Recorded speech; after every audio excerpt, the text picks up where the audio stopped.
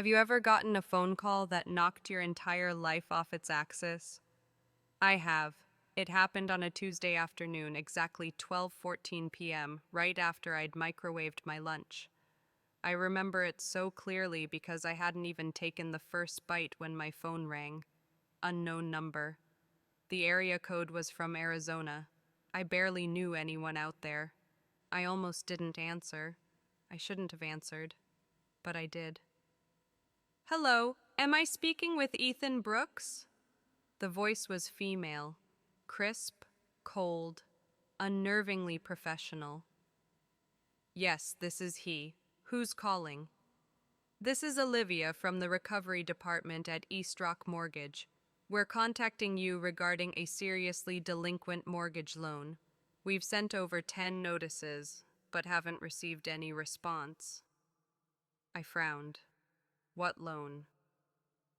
The property at 8750 West Sterling Avenue, Scottsdale, Arizona.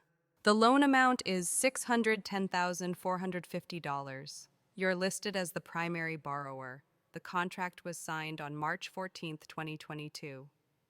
I laughed, but not because it was funny. It was the kind of laugh you let out when reality breaks.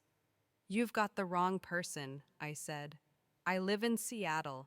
I rent a tiny studio apartment. I've never bought a house, let alone something worth over $500,000. We verified everything. Your social security number, date of birth, previous address, all match. My hands started shaking. My skin went cold. I set my spoon down. It felt like I was free falling. No way. No way. I pulled up my email, logged into my credit report, and I nearly threw up.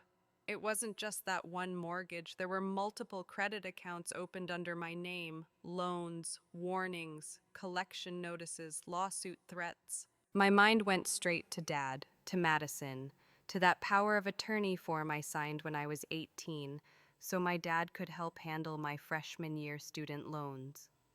No, it couldn't be them. But the gut feeling I'd spent years ignoring was now screaming at me.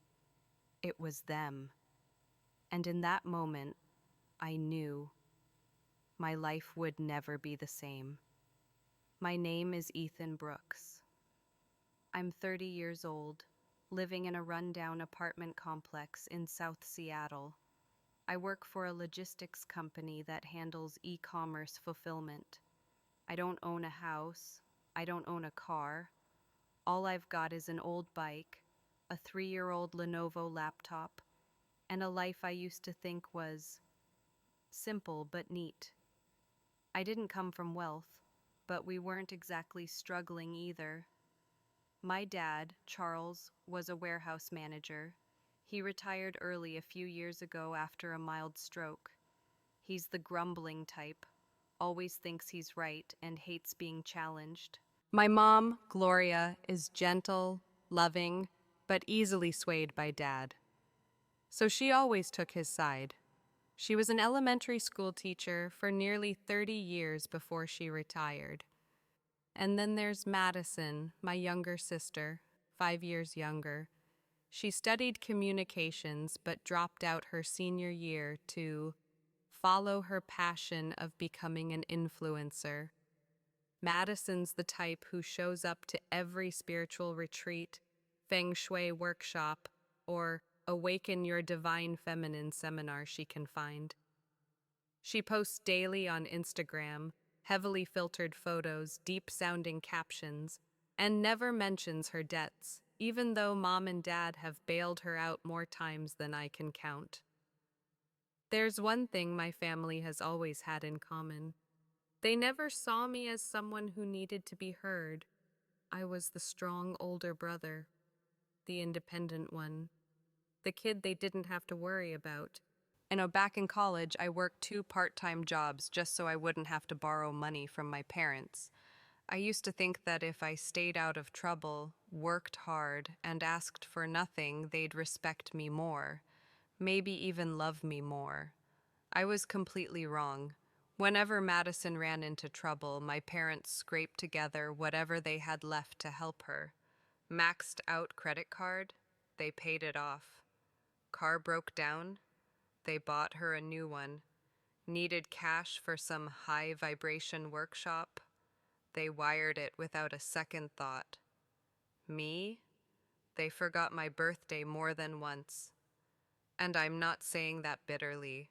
I really used to think, as long as I'm doing okay, none of that matters. But after that phone call, that call that turned my life upside down, I saw the truth clearer than ever. I wasn't okay, and I couldn't keep pretending.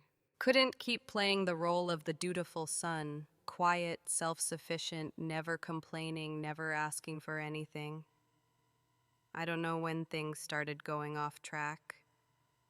Maybe it was the day I said sure and signed that power of attorney at 18, just so Dad could help me handle my freshman year student loans. Maybe it was when Madison asked them for a $10,000 loan to start a business with friends, and then disappeared 3 months later with nothing to show for it. Maybe it was way before that, but one thing I do know, I'm done staying silent. Right after I hung up on the woman from East Rock Mortgage, I lost it. I grabbed my laptop and logged into my Experian account, one of the big 3 credit reporting agencies in the US. I didn't blink for 10 straight minutes as my credit report loaded. The last time I checked my credit, my score was sitting at 790, nearly perfect. Now, 511, a complete freefall. Under my name were a string of unfamiliar accounts, 2 mystery credit cards, an auto loan in Arizona that was 3 months delinquent, and the big one, a $450 mortgage loan from a company called Glendale Property Lending, later transferred to East Rock. I scrolled down to the scanned mortgage documents. Primary borrower, Ethan Brooks. Co-borrower, Charles Brooks. Below that, a signature, mine, or it looked like mine. I had no memory of signing anything like this, but the signature, it was eerily similar. I felt sick. I dug through my old emails, nothing. Then I went through my file box, the one I've kept since college. It's where I stash important papers, transcripts, lease agreements, my first job offer, and in there, I found it, a copy of the power of attorney form, signed the day I turned 18. It was around the time I was applying for financial aid for college. Dad had told me he'd help with the paperwork, said the forms were complicated, and he'd make sure everything went through smoothly. I trusted him. Back then, I believed parents couldn't do anything to hurt you. The original power of attorney gave him limited rights to handle my finances for a set period. But on the new mortgage contract, there was a different version. This one was labeled durable, meaning permanent, and the signature date had clearly been overwritten in darker ink than the rest of the page. A carefully forged document. I'm no legal expert, but even I knew this was not legal. What I felt in that moment wasn't just panic. It was rage, cold, focused, hollow rage, not because of the money, not because of my trashed credit score, but because I knew exactly who was behind this, my father. The same man who told me never lie. The man who once said, family is your safest place. And when I saw the name Madison Brooks listed under the current residents of the property, everything clicked. They did this together. Dad took out the loan, used my name, so Madison could live in a damn luxury house. And me? I was the idiot. The invisible mule carrying almost $1 million of debt I didn't even know existed. My heart pounded. My ears rang. It felt like someone had dumped me in a tank of freezing water. There was no more doubt. My family betrayed me. And this time, I wouldn't stay silent. I stared at my computer screen like I was waiting to wake up from a bad dream. but it wasn't a dream. It was all real. The forged signature, the mortgage contract, the loan, the house, Madison, my father. Without thinking, I called him. It only rang twice. Ethan, my dad answered, calm, steady, like always. No rush, no surprise, no guilt. You free right now? I tried to sound steady, but my throat was dry. On my lunch break. What's going on? I gripped the phone tighter, forcing myself to hold back the storm. Did you co-sign a mortgage loan in Arizona? There was a silence so long, I thought he hung up. Then he finally spoke, dry, measured. What kind of question is that? Don't play dumb, Dad. Your name is on it, so is mine. It's a loan for over 600 grand. The bank just called me. Did you co-sign it or not? Another pause. But this time I heard something faint in the background. A glass clinking on a table. A woman's faint laugh. Madison. Don't overreact, Dad said eventually. It's just temporary. Temporary? You used my name to take out a mortgage for over $500,000 so Madison could live in that house? That's temporary? You're not even using your credit right now, and the power of attorney you signed, it's still valid. I shot up from my chair. You used a 12-year-old POA to forge my signature? Do you even realize that's fraud? Calm down, Ethan. Your mother and I were just trying to help Madison a little. You're her big brother, can't you? No, I shouted, louder than I ever had in my life. Helping is asking. Helping is getting consent. This is identity theft. Another voice cut in, high-pitched, snide. You're being dramatic, Ethan. Madison. We honestly thought you'd understand. It's not like you were buying a house. Your credit was amazing. We just borrowed a little. I clenched my jaw. A little? You think ruining my financial future is just a little? Madison gave a soft laugh. Come on, you're acting like someone got murdered. I'm living there, sure, but Mom and Dad are paying for everything. No one's getting hurt. I stared at the wall in front of me. I couldn't believe what I was hearing. No apology, no guilt, just shameless excuses. They didn't respect me, not even a little. I'm removing my name from that loan, immediately. Dad sighed.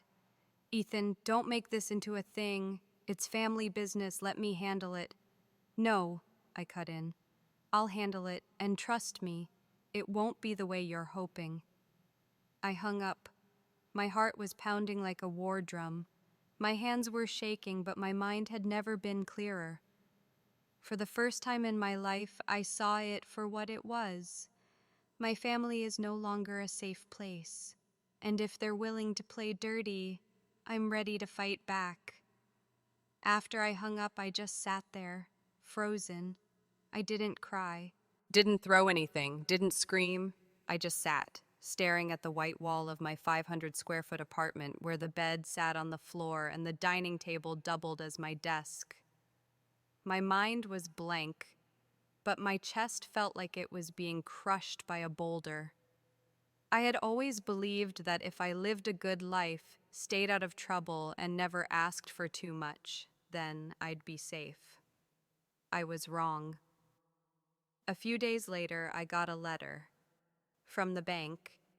It was a legal notice, warning me of impending action over 3 months of missed mortgage payments. They were preparing to sue me for a house I'd never even stepped foot in. I checked all 3 credit bureaus, Experian, Equifax, and TransUnion. The results didn't change. My credit score had dropped below 520. Bright red warnings flashed everywhere, late payments, collection notices, pending foreclosure. With a score like that, I couldn't open a new credit card, buy a car, apply for a home loan, or even qualify to rent a better apartment. I felt like I was tied to a rotting post, tossed into a sea of financial sharks. And the ropes were tied by my own family. No calls to apologize, no texts to explain. No one asked if I was okay. I went to work like normal, pretending everything was fine. But when I overheard a coworker celebrating getting approved for their first home loan, my throat tightened. I had once planned to do that too, but now I'd been branded high risk, unreliable, all because of a signature I never gave. One night, I stood in front of the bathroom mirror. My face was gaunt, dark circles under my eyes. My hands trembled slightly. I didn't see Ethan Brooks anymore. I saw a man barely keeping himself together while the world closed in around him. And the cruelest part? The people who opened the door to the storm were the very ones he used to call family. I knew if I didn't fight back, I'd lose everything. Not just my credit, but my future. There was no other choice. I had to push back, I had to fight, and this time I wouldn't let them walk away clean. I was never the kind of person who liked legal battles. In the past, even hearing the word lawsuit gave me a headache. But right then, I understood one thing. If I didn't stand up now, I'd be buried alive under the wreckage my own family created. I needed someone good, someone I could trust. And one name came to mind, Lucy Tran. Lucy was a classmate from college, sharp, fearless, and so direct she could make a judge sit up straight. After graduating with honors in law, she became an attorney specializing in financial crimes and protecting victims of power of attorney abuse. We didn't talk much these days, but I once helped her move apartments during a thunderstorm in junior year, and I figured she hadn't forgotten. I texted her, "Lucy, I need help. Not kidding. My family just destroyed my finances with a forged power of attorney. Can we talk?" She replied within 5 minutes, "Send me everything. I'll call you tonight." I spent that entire weekend gathering every shred of evidence. I didn't miss a single detail. My credit report, the forged mortgage contract, a copy of the original POA I'd signed at 18, call logs with the bank, screenshots of old texts from Madison, hinting she wanted a quiet trial run in Arizona, emails from me stating I had no involvement in any loans. I printed it all, numbered every page, and stuffed it into a file folder so thick the metal clasp nearly snapped. When Lucy called, I barely got the words out. "It's my parents and my sister." She paused for a few seconds, then said, "Then you definitely don't go easy." Our first meeting was in her downtown Seattle office. I brought the entire file with me. She read through every page, carefully, silently. Sometimes she frowned, sometimes she just nodded. After an hour, she looked up and said, "This isn't just a credit violation. This is identity theft, power of attorney abuse, signature forgery. And if we can prove intent, potential criminal charges." Then she asked me, "What do you want?" I said, "I want my name off that loan. I want my credit restored, and I want them held accountable." Lucy smiled, that kind of smile people give right before walking into a war zone. "All right, but I'm warning you, Ethan, once you start this, there's no going back. Your family will show you exactly who they are. Are you ready for that?" I looked her dead in the eyes. I've been ready since the moment they called me the guy who doesn't need credit. I'm not just taking back my name, I'm taking back my life. 3 days later, I stood outside the house at 8750 West Sterling Avenue, Scottsdale, Arizona. The sun was brutal, the sky clear and cruel. The street was quiet in that unnerving, curated way only expensive neighborhoods pull off. Every bush trimmed like it belonged in a catalog. On the lawn, little white garden gnomes stood silently, almost like they were watching. A brand new white Tesla sat parked in the driveway. The license plate read, Mad Zen. I took a deep breath, gripping the leather case holding my legal documents. No warning, no heads up, no I'm coming. I just wanted to see their faces when the truth hit in broad daylight. I walked up the steps and knocked, once, firm, just enough to make the door rattle. Footsteps, soft yoga music drifting from somewhere inside. Then, the door opened. Madison stood there, wearing a nude-colored workout set, hair neatly tied back, face perfectly, no makeup, made up. The kind of effortless look that takes a full hour to achieve. She froze for half a second, then smiled like I was some surprise brunch guest. Ethan! Wow, what a surprise! Why didn't you say you were coming? Her voice was sweeter than honey with a shot of stevia. Some things, I said, don't need a warning. Madison stepped aside, opened the door wider. Come in. I was just making a smoothie. Want to try? I'm on a 3-day detox, turmeric and plant-based collagen. I stepped in. Modern decor, beige tones, soft olive accents, warm gold lighting. The kind of house people hire interior designers for, so it looks effortless but refined. But to me, it had one name only, stolen property. I didn't sit down. I opened the case, pulled out the thick stack of paperwork, and set it firmly on the kitchen counter. Madison glanced at it, raised an eyebrow. What's all that? Looks like you're about to film a courtroom drama. I locked eyes with her.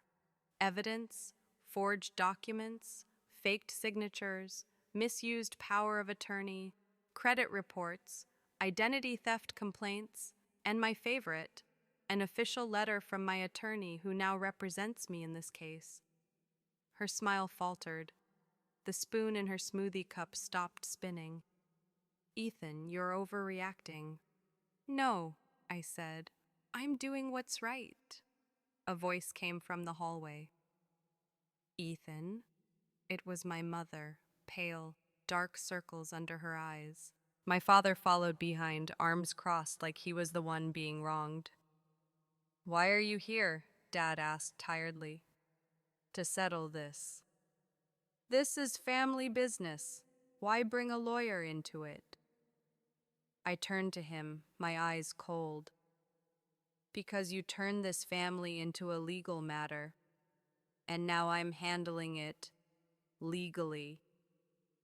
I looked at each of them, Dad, Mom, Madison, and said clearly, either Madison refinances the loan under her own name, or the lawsuit proceeds for document forgery, identity fraud, and your willing complicity. And the legal fees, I added, I'll be coming for those too. Madison opened her mouth, but no words came. Mom started crying. Dad just stood there, silent, with fury simmering behind his clenched jaw. I picked up the folder, glanced around the house one last time, the house they stole my name to get. Next time we see each other, it'll be in court. See? I walked out the door, leaving behind a family with nothing left to hide. The storm had come, and this time, I was the one who brought it. 2 days after I walked out of the house in Scottsdale, Lucy officially submitted a demand letter to East Rock Mortgage, requesting an internal investigation. She included everything: the forged power of attorney, mismatched signatures, falsified income documents from a fake company, and most importantly, a notarized legal affidavit stating I had never agreed to the mortgage in question. Less than 48 hours later, the bank responded. Not with a polite phone call, but with an urgent call from their in-house legal department, followed by an email from East Rock's senior legal counsel to Lucy, confirming they had launched an internal fraud investigation tied to the loan. That meant one thing: they no longer saw me as the primary borrower, but as a potential victim of financial fraud. Lucy smiled as she read that line. Phase 1 complete, she said, then typed out a follow-up email requesting verification of the notary public listed on the mortgage and attaching their credentials. 2 days later, the response came in. The notary whose name appeared on the documents. She'd left the profession 6 years ago and was now running a dog rescue farm in New Mexico. When contacted, she confirmed immediately. I've never notarized anything for someone named Ethan Brooks. Whoever used my name faked it. That was the final nail in the coffin for the defense of, we didn't know it was wrong. Now fully entangled in the case, the bank stopped being silent. They issued an official notice to Madison and Charles Brooks demanding either refinance the loan under their own names or agree to a short sale of the home or face foreclosure and legal action within 30 days. Spoiler, Madison didn't qualify to refinance. Her credit score had dropped to 531, so low that even predatory lenders wouldn't touch her. She emailed the bank, and yes, Lucy got a copy, saying, I can't take on more financial pressure. I've lived in this home for 2 years. It's where I meditate, heal, and connect with the universe. I can't let the energy flow be disrupted by some minor administrative error. Lucy read it and burst out laughing. Does the universe have a credit policy? The bank didn't laugh. They moved forward with foreclosure. This time, the names on the notice weren't mine. They were Charles Brooks and Madison Brooks. No more Ethan. No more debt on my back. I was removed from the mortgage, but we weren't done. Lucy looked at me and asked, So, what do you want now? I sat quietly for a moment, then replied, low and steady. Compensation, not just debt erased, justice. For the years I stayed silent, for the trust they shattered, and for my name, the name they turned into a receipt. Lucy nodded. All right then, time for the fun part. The day Ethan Brooks stood in court, it was lightly raining, the kind of rain that felt like justice was being rinsed clean. The Maricopa County Civil Court wasn't crowded. A few observers, 2 legal teams, 1 stern-faced judge with round glasses, and my family. I sat in the front row. Lucy was beside me, sharp, calm, composed like a warrior in a tailored suit. The doors opened. Madison walked in first. She wore a white blazer dress, shiny heels, and held a Starbucks cup like she was prepping for a live stream, not a courtroom appearance. When she saw me, she froze for half a second. No smug smile, just uncertainty in her eyes. My father followed, scowling. The nod he gave me was cold, like someone acknowledging a valet, not their son. The hearing began. The bank's attorney, a short-haired woman with a razor-sharp tone, started. A mortgage loan of $450, 9 months delinquent, multiple inconsistencies across the documents. She didn't mince words. The defendants failed to meet their financial obligations. We intend to proceed with foreclosure and request that Ethan Brooks, the plaintiff, be fully removed from liability based on extensive evidence of fraud. Then came Lucy's turn. No theatrics. She simply approached the bench and placed a nearly 4-inch thick file in front of the judge. Inside were the original power of attorney I'd signed at 18, the altered documents with dates modified and signatures smudged, a signed email from the notary confirming she hadn't notarized anything for me, Madison's financial records showing she never made a single payment, Everything came from Dad's account. And finally, a letter from the bank officially removing me from the mortgage file. Lucy said just one line, "Your Honor, if this doesn't constitute the abuse of legal documents for personal financial gain, I don't know what does." Madison stood up. For the first time in my life, I saw her unsure of herself. "Your Honor," she began, voice trembling, "this house has been my home. I thought it was just a private agreement within our family. I didn't mean to do anything wrong. I thought my brother was okay with it." The judge cut her off. "Do you have any documentation proving Ethan Brooks consented to the loan?" "No." "Have you made a single payment yourself?" "No, but my father—" "Yes or no, have you paid anything?" "No."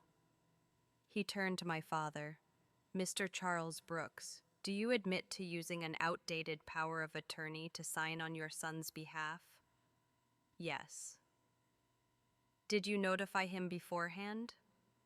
"No." "Are you aware that your actions may constitute a criminal offense?" My father clenched his jaw.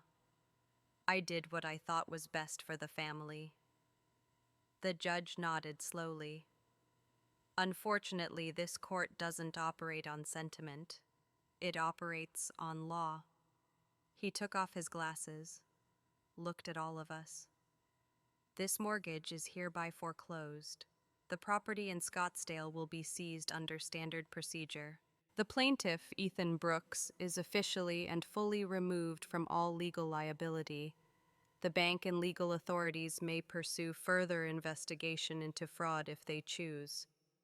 No gavel, no music swell, but in my heart it was the loudest victory I'd ever heard. I stood. So did Lucy. Madison stayed seated, eyes fixed on the table like she was waiting to wake up from a bad dream. No one came to wake her. My father looked at me one last time, and in that look, I didn't see a parent.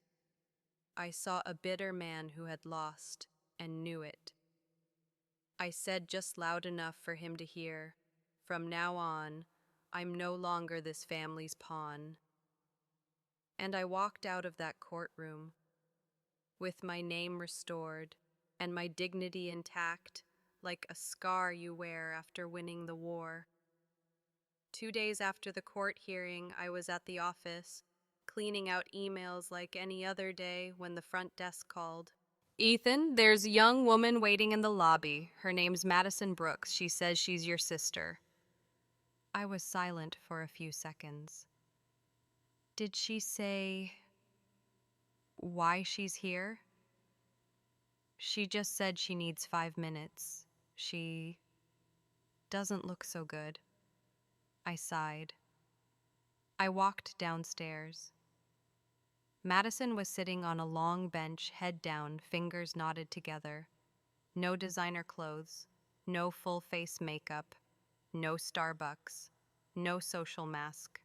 Just Madison, bare, shaking, and a lifetime too late in facing the consequences.